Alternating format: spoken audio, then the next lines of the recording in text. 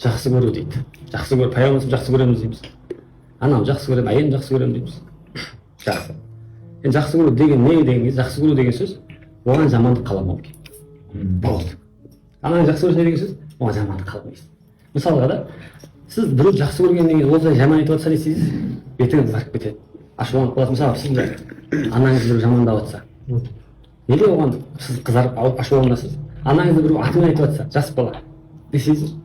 Ашуланасыз. Неге? Жақсы көресіз. Жақсы көру деген сөз оған жамандық қаламау екен. Көрдіңіз бе? Яғни біз пайғамбарымызды жақсы көреміз деген не болды?